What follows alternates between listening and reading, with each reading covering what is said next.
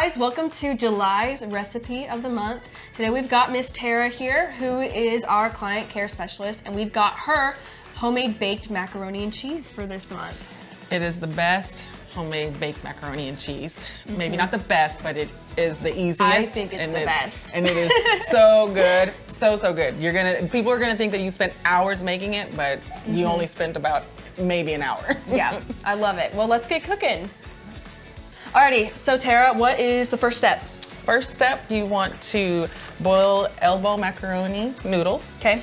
Until they're nice and tender and ready to go. Perfect, awesome. So get on that. Just pour that into the boiling water and let that cook. Perfect. I saw this trick on the internet that if you like put a spoon over the top, it would help it from not boiling over, but it didn't work. Really? Yeah. Oh, I just made a mess all on your stove. I'm sorry. It's okay. It's not cooking unless you make a little bit of a mess. I just said I was a clean cook, didn't I, Kyle? Not so much anymore. Well, I mean, I think there's a difference between like throwing dishes all over the place and having things, and then like a little. I don't do that. No, I think that's fine. That drives me bonkers because I'm telling you, I clean and cook. Yeah, at the same time. Yeah, like, I clean and cook like all at the same time. I'm like washing dishes, the water's running. My kids are like, Mom, why do you have such, like, I have paper towels from where I've dried my hands and I throw it there. That's my knack. Oh, everybody has something that they do in 100%. The kitchen that it's like, and Kiana was the one who pointed it out. She was like, Mom, your thing is you leave paper towels in everywhere. Different spots of the, she said, and I'm like, why doesn't she throw these away? And I'm like, my thing is I use too many dish towels. Like I'll have like 10 of them all over. So kind of the same thing. Same thing. Like I use this to wipe up this, and this one's for my hands, and then like this spilt and I need more. And see, and mine is like, I dry my hands so it's a little wet. So for me, it's like, you know, if I need to wipe up a little spill, then it's a little damp, so I can just wipe it up with that damp, and then I throw it away. Yeah. My kids don't understand. I reuse things. No, it's smart. It's frugal. It is. Good for the environment. See?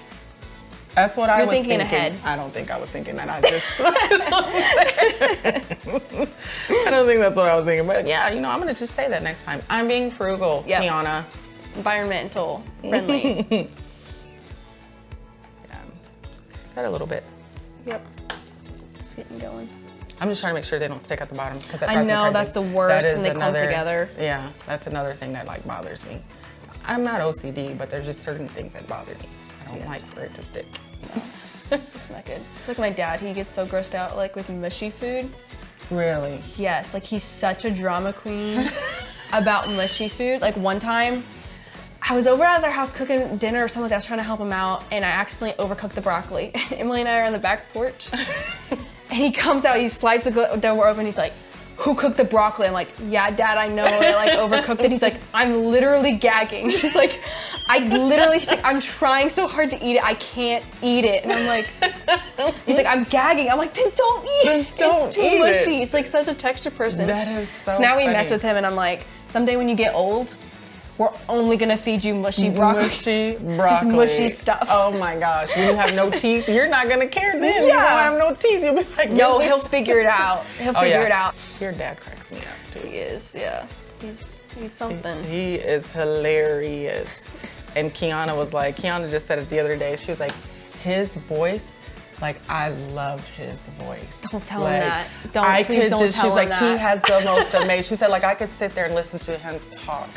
Just talk. And anytime she wants to, I need a day off, she wants to take my place, she can listen to him talk all day long. Because he gonna do it.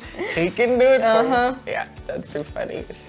Okay, so I guess now we're just gonna mix in all the good stuff. We're gonna mix in all the good stuff into a big bowl. So we wanna take the elbow noodles and let's get them inside of this bowl here. Got it. There we go. Just gonna get all of the noodles in to the bowl. Perfect. I love it. And we've got some butter, and then we've got 4 kinds of cheeses. 4 different kinds of cheeses, yes. That's usually what I do. You can put more in if you want, or you don't even have to use the same kind of cheeses that I use. Yeah. It's just, these are what I usually use for it. I like it. Awesome. All right. So first thing that I do after getting the noodles in there, I go ahead and I take two different kinds of cheeses and put them together. Usually I do like, I use the sharp cheddar, mozzarella, and I'll stick those inside, or pour those inside of the bowl and mix that around first.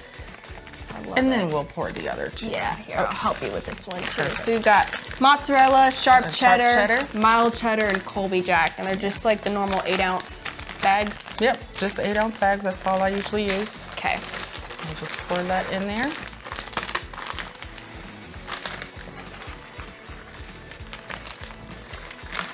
There we go. And just mix it around. And I'll just mix it around a little bit.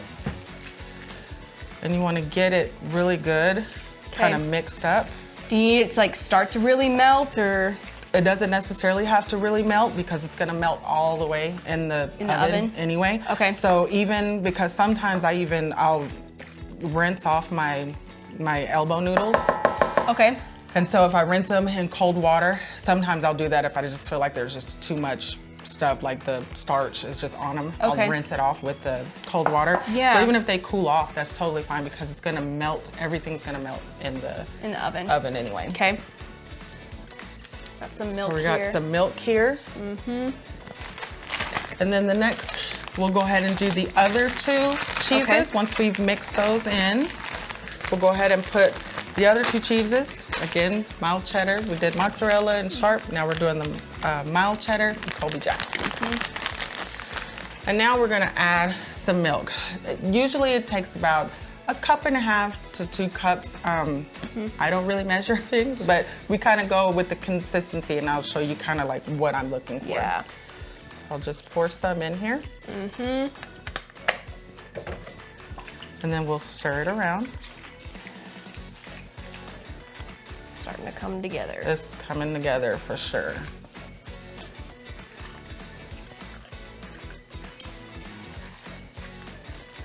We're gonna mix that up really good. And that's looking good already too. So I'll probably have to pour just a little bit more milk, but not very much. Not very much in there. Okay. Just a little bit more.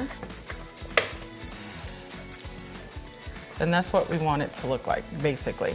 So you want to be able to see a little bit of the milk kind of look creamy. Yeah. And you can kind of see the milk like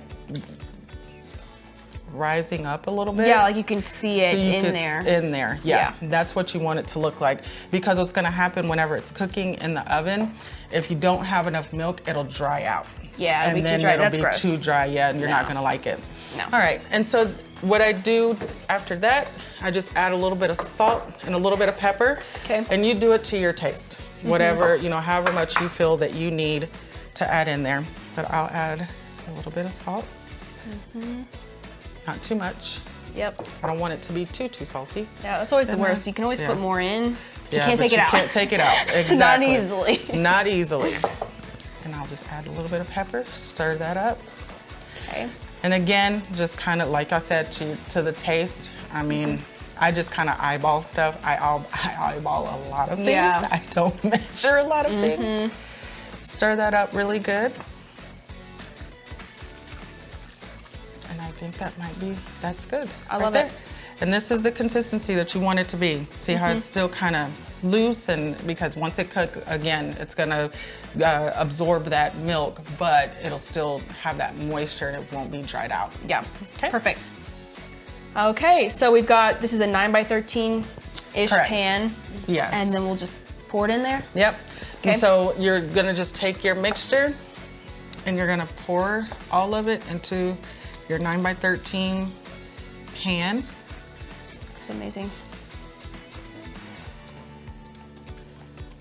Alrighty. And I'm a cheese person, so I'm making sure I get all of the cheese. Every little bit out. Every little drop of cheese. And that is what you want it to look like. That's great. We see how we can still see the like liquid on the edges. liquid on the edges. That's perfect, because then that means it's not gonna be dried out once it cooks.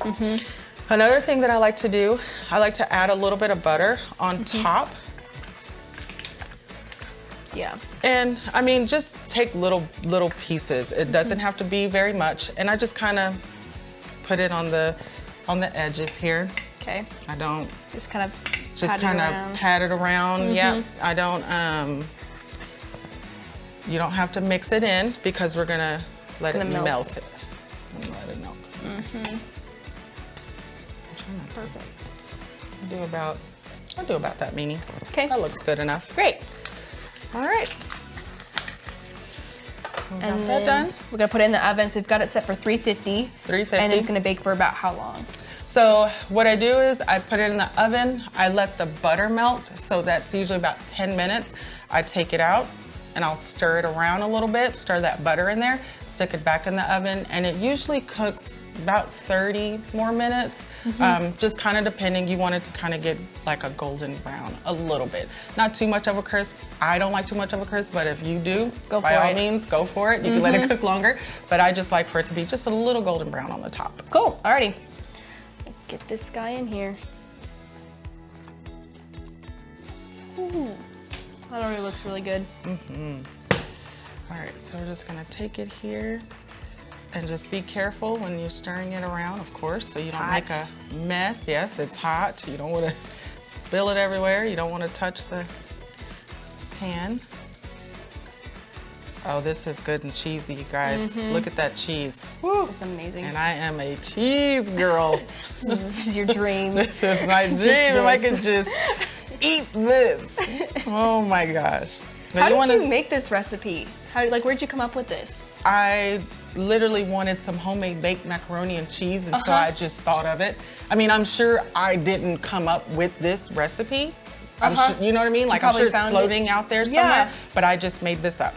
Wow. I literally was in my house, and I was like, okay, I always have abundance of packages of cheese. Because I eat cheese on everything. And I said, well, I'm gonna try it because I liked a lot of cheese, but I didn't have any like Velveeta cheese to melt. Oh, yeah. To make macaroni and cheese like that. So I was like, I'm just gonna try this. And so I had like all different kind of cheeses. I did it. It came out great. I mean, the first time I didn't put salt and pepper in it, I wasn't thinking. Yeah. So I had to add salt and pepper like whenever I spooned it out.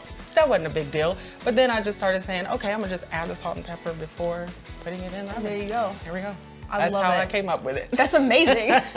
Right? All right, and then we're gonna stick that back in the oven for about another 20, it kind of depends on your stove, but you can do about 30 minutes, 20 or 30 minutes. It'll kind of get a little golden brown. Like I said, I don't like the crunchies. Some people do like it, like a little bit of crunch. Yeah. And that's it. Then we get to eat it. Yum. I can't wait. It's lunchtime. It is lunchtime. Alrighty, so I think it's pretty much done. I think so. Get this guy out of here. It's been cooking for about 30 minutes. Oh yeah, that's looking yummy. This is what you want to see? This is what you want to see. Boom. Oh, that looks so good. Look at the bubbles. Alrighty. It looks wonderful. Now the best part, let's eat it. Well, we might have to let it cool down for a little bit on the plate, but. Yes. I can't wait. I'm so excited. It looks amazing. This looks like professional. Like somebody in like a gourmet restaurant. I mean, made this. What can I say? I can't, you know. Here you go. Let's taste. It's solid.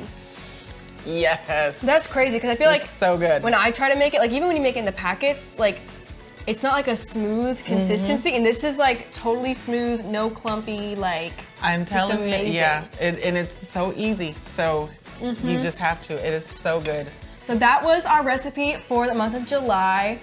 As always, we've got a link above or below the video to register to get added to our mailing list. So you can get the paper copies of this recipe every month. And let us know if you decide to try it. We'd love to see it. Yeah, tag us on, I'd love to see it as well. Yeah, Facebook or Instagram, tag us.